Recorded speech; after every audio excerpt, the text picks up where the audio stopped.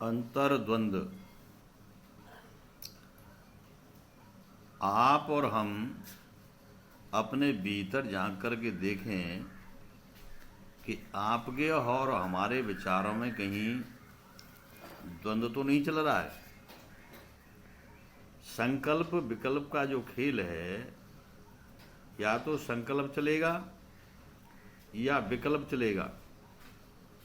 जब तक ये दोनों चलते रहेंगे तब तक मन में अंतर द्वंद्व होता ही रहेगा।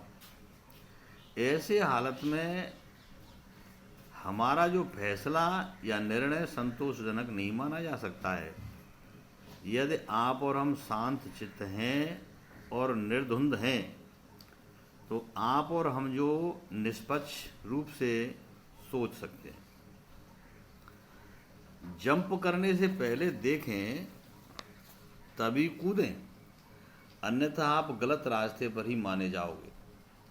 कूड़े कचड़े को दिमाग से निकाल कर ही आप निर्मल हो सकते हैं। छोटी छोटी बातों पर इधर उधर का लगाना एक बेवकूफ़ी के सिवाय और कुछ भी नहीं है। आपका और हमारा काम है कि आप सुनने और समझने के अंतर को न देखें, बल्कि ये देखें कि आपके दिमाग में या सोच में कोई फ़र्क तो नहीं है। आपके विचार यदि विरोधी हैं तो हर बात में कुछ खामियां निकाल सकते हैं। इसमें आपके दिमाग का दायरा संकीर्ण होता है। जो लोग घर की बात को, चाहे वो सही हो या गलत हो, बार उड़ाते हैं या नमक मिर्च लगा करके अर्थात बढ़ा चढ़ा करके मान बढ़ाई के चक्कर में फंस करके औरों की नज़र में बढ़िया बनाने की कोशिश करते हैं, वे लोग घर के जासूस ही माने जा सकते हैं। वे खुद जासूस हैं। अपने देश, राष्ट्र या परिवार की कोई बात क्यों न हो, उसको द्वेष दृष्टि से कभी न कहो। यह भी एक जुर्म करने के समान है। इतना मत इतराओ कि आप बड़ों के ऊपर पत्थर या धूल फेंको।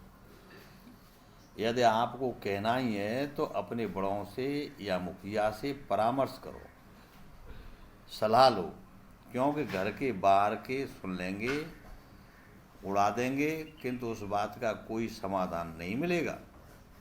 अपने घर की बुराई करना भी घर को तबाह करना है।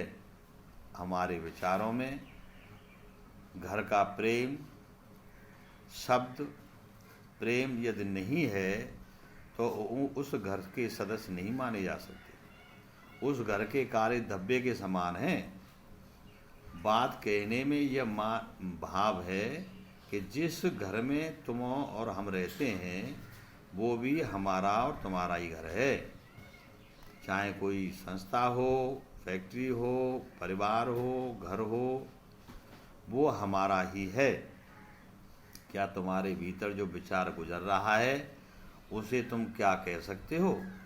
उसमें भी आप हेरा फेरी करते रहते हो कि कहीं सच्चाई सामने ना आ जाए।